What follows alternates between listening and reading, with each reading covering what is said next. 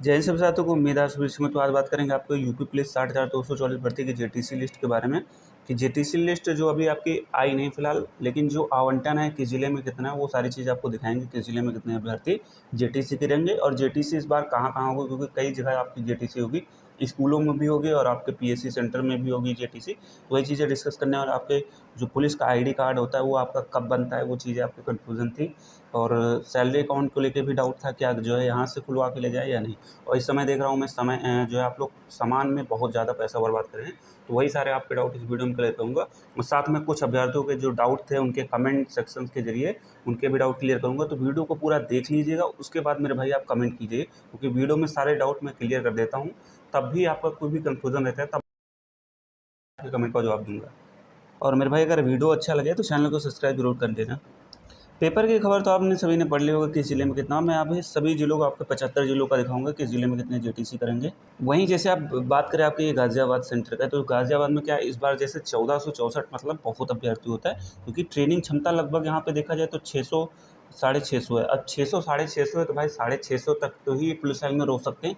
उसके अलावा इनको एक्स्ट्रा चाहिए जगह, तो एक्स्ट्रा के लिए उन्होंने क्या किया, जैसे 200 आरक्षी उन्होंने सुंदरदीप कॉलेज डोसना में भेजने का जो है। उसके बाद 747 ये देखो पुलिस लाइन में है। उसके बाद 200 महिला आरक्षी 41 वाहिनी पीएसी में गाज़ियाबाद में जो है। फिर 92 महिला आरक्षी थाना खेड़ा नवनिर्मित भवन में जाएंगी। वहीं 125 आरक्षी 47 वाहिनी पीएसी में होंगी। और वहीं 100 आरक्षी आपके शेल्टर होम इंदरपुर में इस प्रकार से होंगे। मतलब कि दिन में रात में जो है आपका वहीं पे विश्राम होगा, और दिन में जब भी थोड़ा बहुत काम होगा, जैसे कि वहाँ पे परेड या जो भी कुछ सिखाना होगा, तो वहाँ बस के माध्यम से आपको पुलिस लाइन में लाया जाएगा। ये चीज़ें हैं, तो वहीं पे अभी आपका मोस्टली काम होता रहेगा। बाकी जो ज़रूरत पड़ेगी तो आपको पुलिस लाइन में सुबह परेड के टाइम आपको ले जाएंगे, बस से लाएंगे, फिर वहाँ पे छोड़ने जाएंगे गणना के बाद रात में। ये चीज़ें होती रहेंगी। अब आपका सवाल होगा कि जेटीसी होम डिस्ट्रिक्ट, देखो जेटीसी होम डिस्ट्रिक्ट होने के ना के बराबर चांसेस हैं। अगर होता तो ये जो गाज़ियाबाद में इतने सेंटर हैं, इतने कॉलेजों में ना रुकते। सीधा आपको बुलाते कि आप सुबह आइए, फिर जो है पूरा दिन भर वहीं रहिए और शाम को फिर आपको। तो ये चीज़ें हैं, जेटीसी की ना के बराबर चांसेस हैं। हो सकता है कुछ अभ्यर्थियों को हो जाए, जैसे जैसे आपको आगे आपको कुछ दिन में क्लियर हो जाएगा। क्योंकि जेटीसी जहाँ होती है मोस्टली आपकी पोस्टिंग वहीं पर होती है। अब जैसे जेटीसी आवंटन का आप देख लीजिए जिलेवार कैसा है। अब फिरोजाबाद की सबसे पहले बात करें तो 802 मेल अभ्यर्थियों की होगी वहाँ पे और 200 फीमेल की होगी। टोटल 1000 कैंडिडेट होंगे। वहीं मैनपुरी में आपके कुछ इसी प्रकार से होगी 378, 94 महिलाएँ, 472। तो इसी प्रकार से आप देख सकते हैं सभी जिलों की एक सबसे ज़्यादा मैक्सिमम और सबसे कम सभी चीज़ें।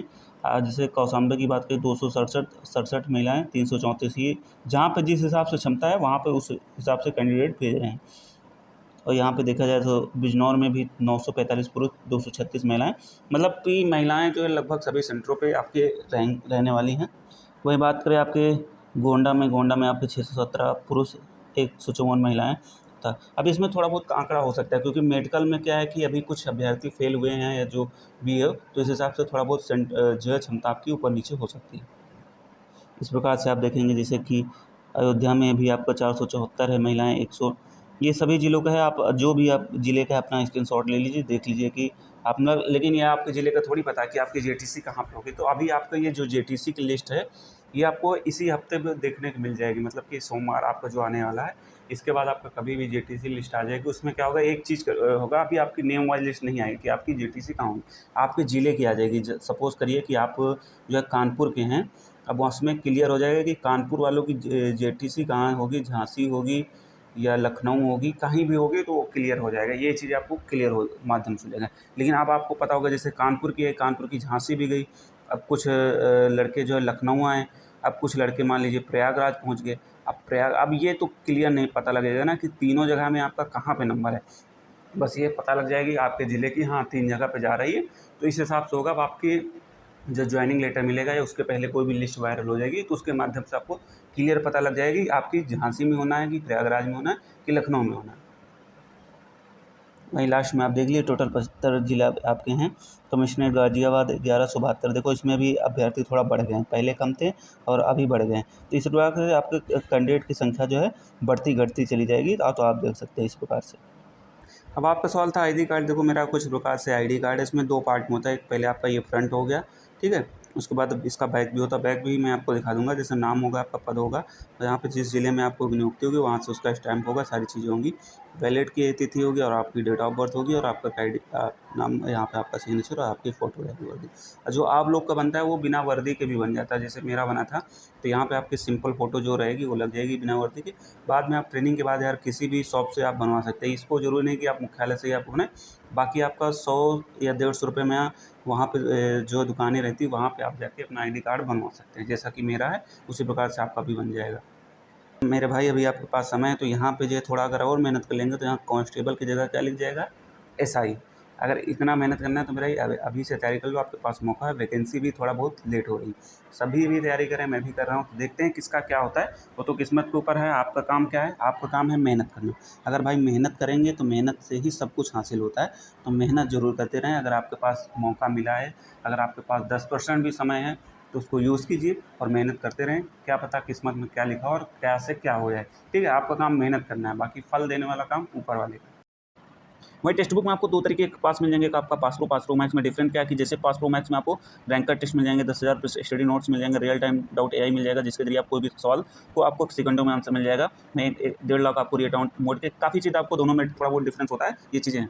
वही जब आप मॉक टेस्ट का डिटेल्स में एनालिसिस करते हैं तो आपको जैसे रैंक आपकी क्या है, कितने में, और स्कोर कितना हुआ, अटेम्प्ट आपने कितने, एक्यूरेसी क्या है, और आपका परसेंटाइल कितना है, और आपकी कट ऑफ से कितना नंबर कम या ज़्यादा है। फिर वहीं आपका टॉपर से कंपेयर किया जाता है कि टॉपर्स की आपकी क्या रैंक है और टॉपर्स की क्या, और टॉपर्स कहाँ पे वीक है, कहाँ पे एवरेज है। ये चीज़ें आपको दिखाई जाती है, जिसके जरिए आप अगले टेस्ट में उसके जरिए मेहनत करके अच्छा स्कोर कर सकते हैं। वहीं आपको एक फीचर और मिल जाता है, जैसे कि आपका कौन सा टॉपिक में आप वीक हैं, कहाँ पे आपका अच्छा स्कोर है। जैसे कोडिंग डिकोडिंग में आप बेस्ट हैं, नंबर सिस्टम में आप वीक हैं, तो ये चीज़ें आपको डिटेल्स एनालिसिस में ही पता लगती है। तो अगर आप इस पास को परचेस करना चाहते हैं तो लिंक आपको वीडियो डिस्क्रिप्शन में मिल जाएगा, जाकर परचेस करें।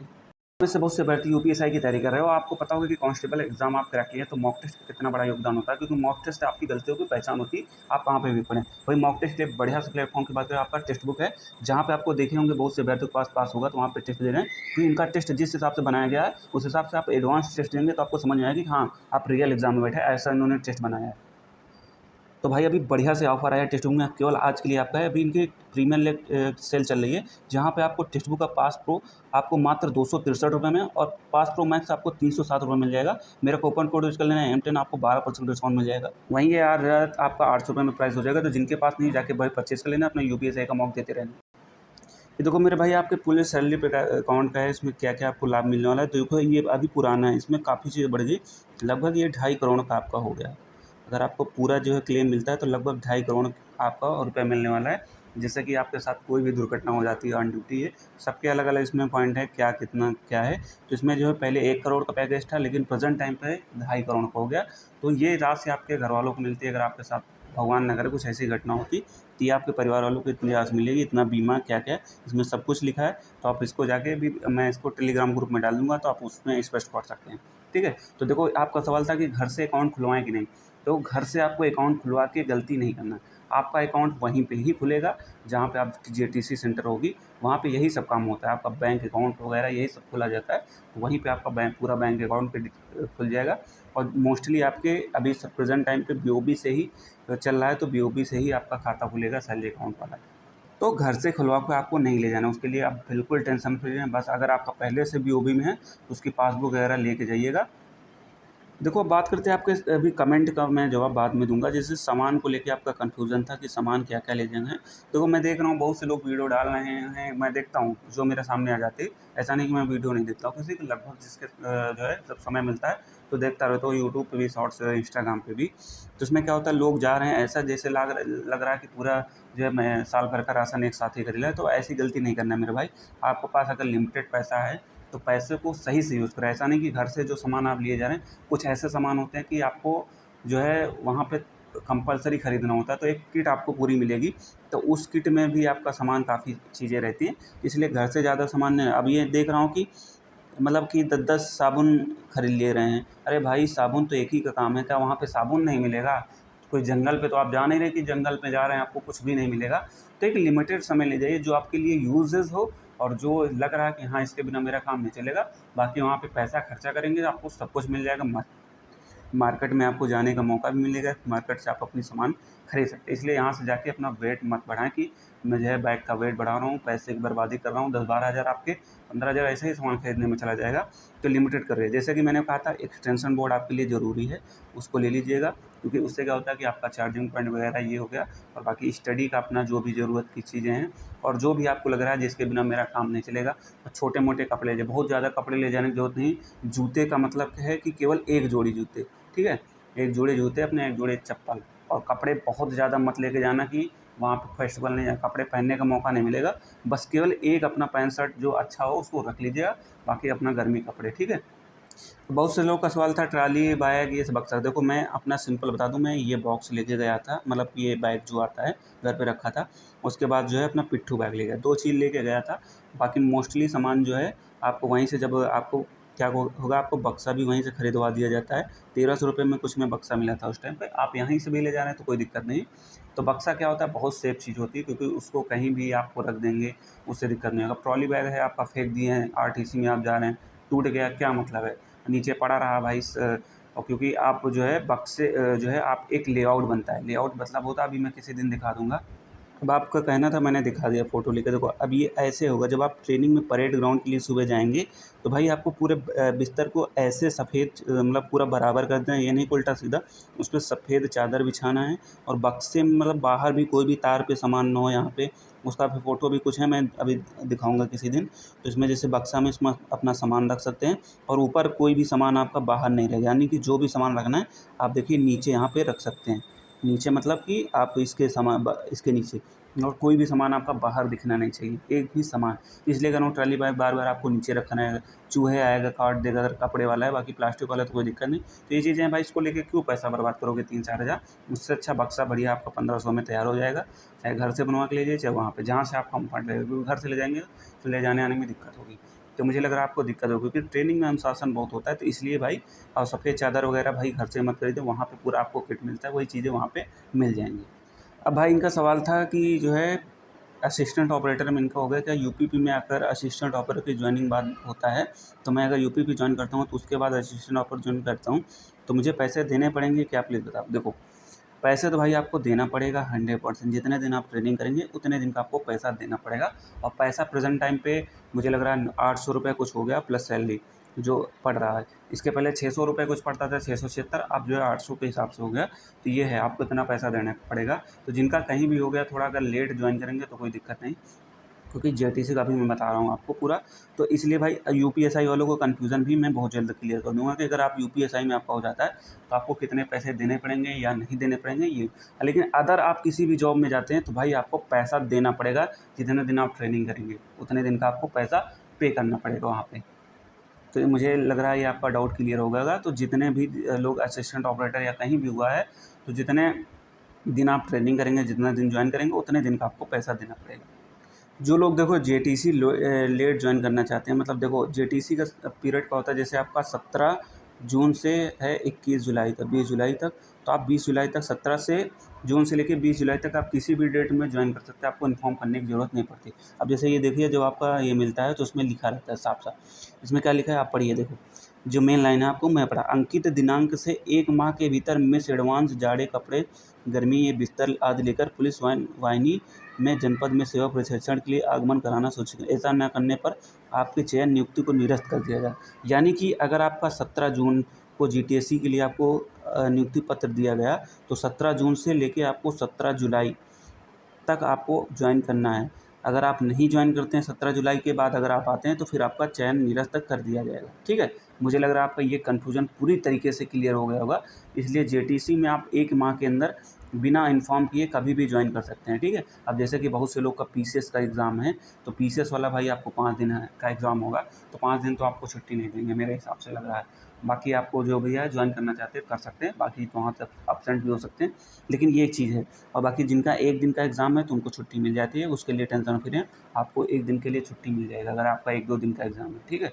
लग रहा है ये डाउट आपका क्लियर कर दिया होगा। अगर क्लियर कर दिया हो तो कमेंट करके ज़रूर बताना। अब जैसे कि एक बात इनकी क्लियर कर दी कि अगर ट्रेनिंग में किसी को कोई दिक्कत होती है तो क्या नौकरी।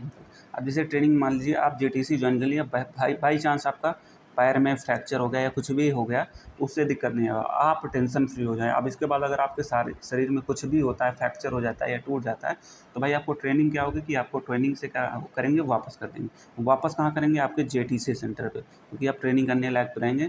अब जेटीसी सेंटर पे आएंगे, आपको मेडिकल दिया जाएगा, रेस्ट करेंगे आप। जब आप सही हो जाएंगे पूरी तरीके से, तो जब नेक्स्ट बैच आपका आएगा तो नेक्स्ट बैच में आपकी फिर से दोबारा से ट्रेनिंग होगी, आपको नौकरी से नहीं निकाला जाता है। ठीक है, ये मुझे लग रहा है कन्फ्यूज़न आपका पूरी तरीके से क्लियर कर दिया होगा। तो उसके लिए टेंशन फ्री, बस आपका जेटीसी में एक बार ज्वाइन कर लीजिए, तो वहाँ से बाद आपके शरीर में कुछ भी दिक्कत होती है तो भाई आपका दोबारा से फिर से ट्रेनिंग होगी। मान लीजिए आप 3 महीने करके आए तो 3 महीने का आपको प्रशिक्षण हो गया, उसके बाद फिर नेक्स्ट वहीं से स्टार्ट होगा। तो ये मुझे लग रहा है क्लियर हो गया होगा।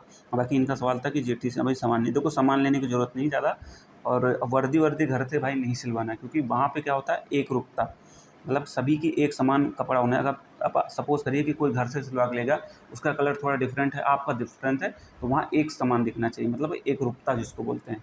तो इसलिए घर वर से ये चीज़ें मत करना कुछ ले जाके। और मोस्टली मुझे लग रहा है आप डिपेंड रहिएगा, वहाँ पे सामान जो है सबका एक समान से दिया जाता है, एक तरीके का रह जाता है। एक चीज़ और है, जैसे कि इनका भाई क्या बताएँ, पैन कार्ड वाला, देखो पैन कार्ड सबको अनिवार्य है, तो कोई भी आप पैन कार्ड ज़रूर लीजिए। पैन कोड अगर अभी तक आपने ऑनलाइन नहीं किया तो पैन कार्ड ज़रूर भाई ऑनलाइन कर दें अभी जाके तुरंत, क्योंकि पैन कार्ड क्या है आपको ज़रूरत लगती रहती है, इसलिए पैन कार्ड ज़रूरी है आपका बनवाना। तो पैन कार्ड जिनका भी नहीं बना है जाके बनवा लीजिए। फेस्टिवल की छुट्टी मिलती है नहीं आरटीसी में, देखो जिस दिन आपका संडे हो गया या कोई भी छुट्टी आपकी है, तो भाई उस दिन आपका पूरी तरीके से रेस्ट रहेगा। रेस्ट का मतलब ये नहीं कि आपको कुछ नहीं करवाया जाएगा आपसे, जैसे संडे है आपको बाहर भी जाने का मौका मिलेगा कि 2-3 घंटे के लिए आप बाहर अपना सामान खरीद सकते हैं। बाकी सुबह क्या होगा, आपसे साफ़ सफाई करवा देगी, अपना खाना पीना खाइएगा, पूरा दिन आप फ्री रहेंगे। फिर शाम को आपको मंदिर में थोड़ा बहुत आपका भजन कीर्तन हो गया या जो भी होगा, आपको थोड़ा बहुत बिजी रखेंगे, या तो स्पोर्ट्स गेम होगा, ये चीज़ें होती हैं। तो संडे के दिन आपको थोड़ा रिलैक्स मिलता है, उस दिन अपना पढ़ाई लिखाई आराम से कर सकते हैं। ठीक है, और इसके अलावा अगर आपके कोई भी डाउट रह गए हों तो भाई आप कमेंट सेक्शन में कमेंट करना, या मुझे पर्सनल मैसेज कर लीजिएगा इंस्टाग्राम पे, मैं आपको जवाब दूंगा। अगर आपने वीडियो देख लिया होगा तो वीडियो देखने के बाद आपको कुछ भी कन्फ्यूजन क्लियर नहीं रह गए होंगे। और बाकी जिनका वेरिफिकेशन नहीं हुआ तो परेशान हो जाएंगे, अपने नज़दीकी थाना सेंटर पर आप चले जाइएगा, वहाँ पर आपका वेरिफिकेशन पता लग जाएगा कि क्या समस्या है क्या नहीं।